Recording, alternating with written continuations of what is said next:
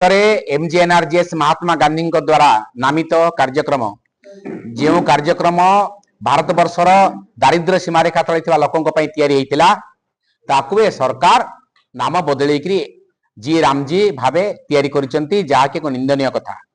जो महात्मा गांधी समग्र विश्व आज तांकर जन्म दिवस को विश्व अहिंसा दिवस पालन करुची से महापुरुषंकर नाम काटिबा एक निंदनीयता को जातीय कांग्रेस निंदा करे। सेतिक नुहे ग्रामांचल 60-40% माध्यम जो कार्यक्रम रखिंट सरकार एक निंदनीय कार्यक्रम। तेणु आज गाँ गली कथा पहुंचाई अखिल भारतीय कांग्रेस कमिटी प्रदेश कांग्रेस कमिटी सारा राज्य में कार्यक्रम त्वरान्वित करने डाकरा देते।